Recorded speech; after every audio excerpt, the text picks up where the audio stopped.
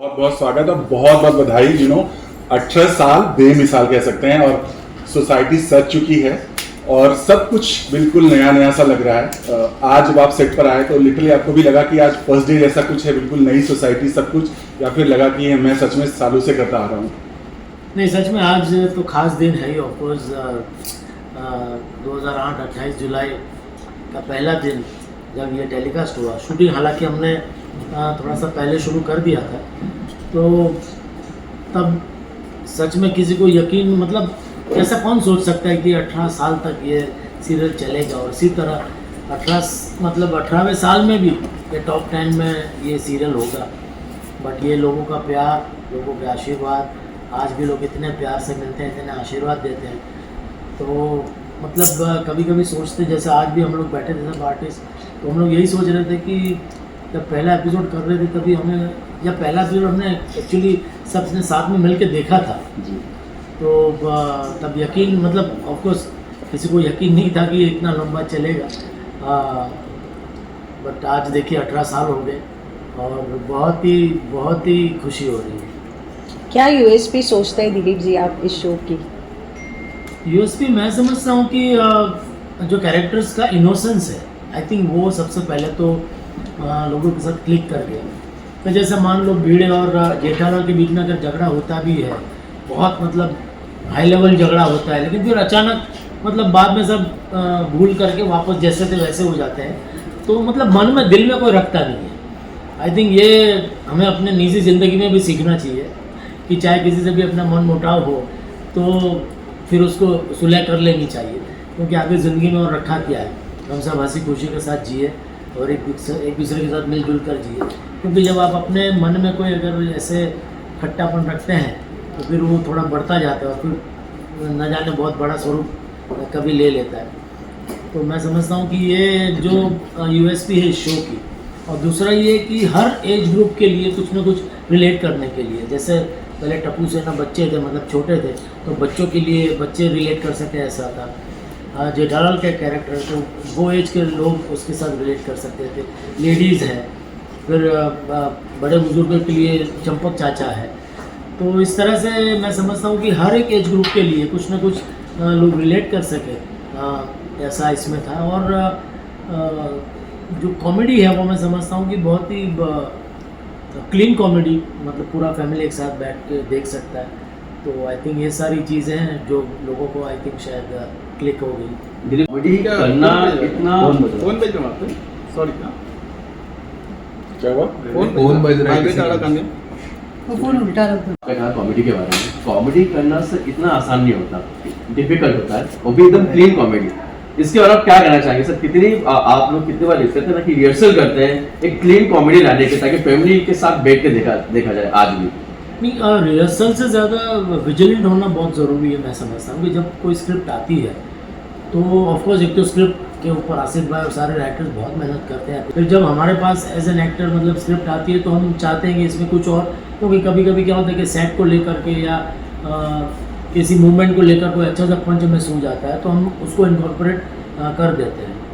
लेकिन कभी कभार ये मतलब आपको चौकन्ना और रहना ज़रूरी है कि अपने काम में आपको ज़्यादा अगर आप प्यार में पड़ गए तो आपको सब अच्छा लगने लगता है। तो उसकी जो लिमिट है, तो मैं समझता हूँ क्या करने से ज़्यादा क्या नहीं करना चाहिए, वो अगर आपको पता चल जाए तो वो आई थिंक वो बेटर रहेगा।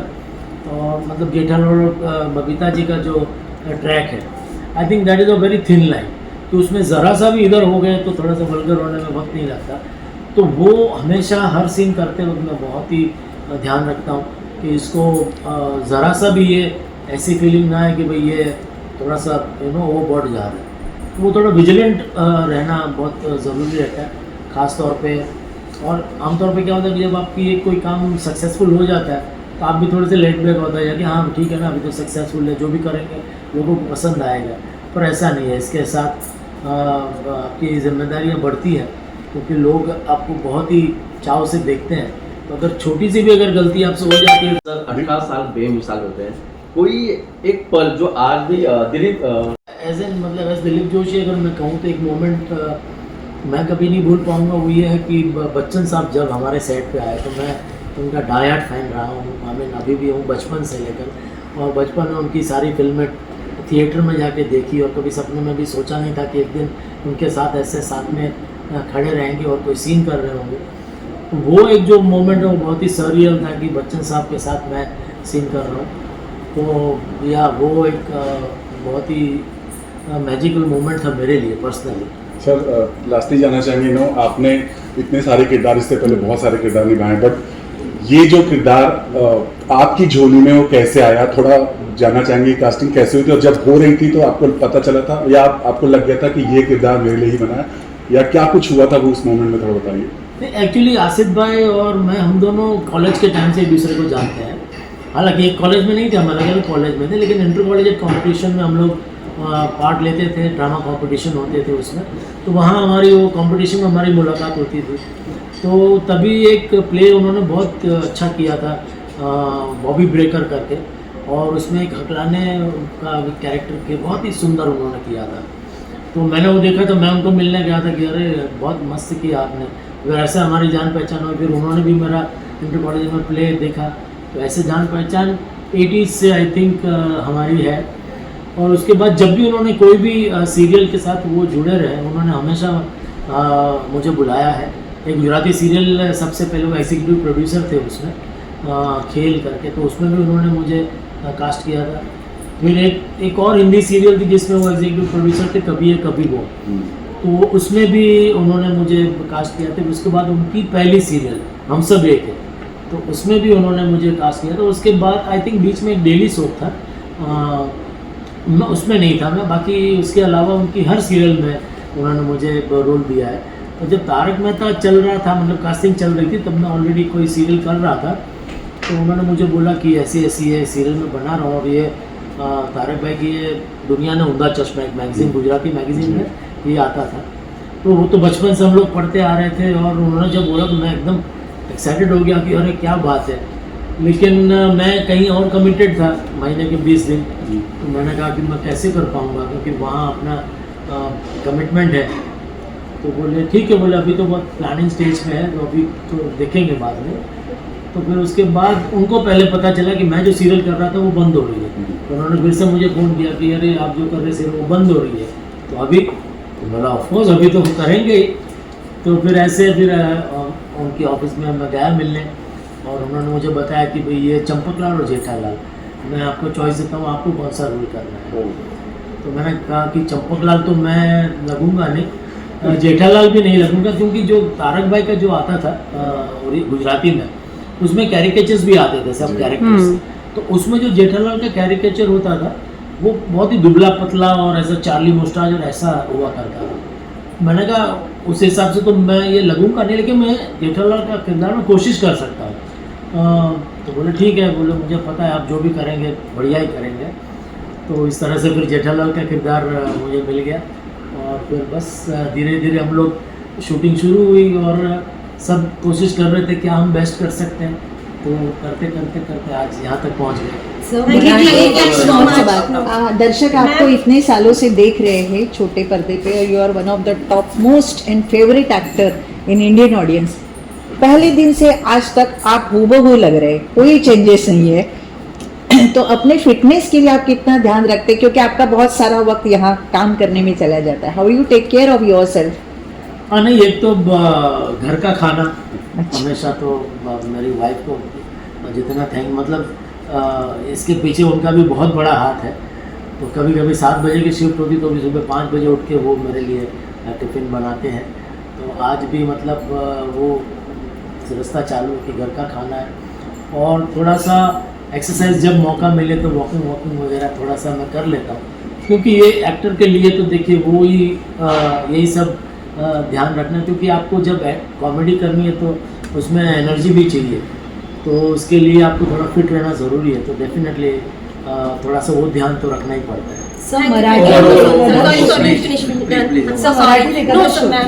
मध्ये सगळे चाहता वर्ग आहे जेठालालचा, तर हा चेहरा आम्हाला मराठीत पाहायला कधी मिळणार आहे का? आणि मराठीत एखादा काही शो घेऊन तुमची इच्छा आहे का यायची?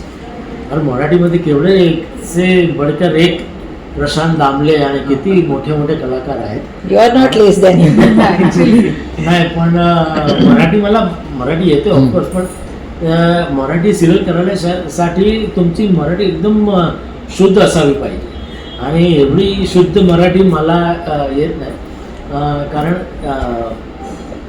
आई थिंक जो भाषा की जो गरिमा है तो उसको कहीं से ठेस नहीं लगनी चाहिए, इसलिए पर डेफिनेटली मराठी तो मैं प्लेस भी बहुत देखता हूँ जब भी मौका मिलता है। मराठी में तो अद्भुत काम होता है, जैसे देव बाबरी बीच में मैंने देखा था और कमाल प्ले होते हैं। दिलीप प्रभावड़कर जी मेरे बहुत ही फेवरेट है, उनकी हंसवा फसवी मैंने कम से कम 3-4 बार मैंने देखा था पहले, और उनके साथ बहुत पहले एक सीरियल में भी काम किया था।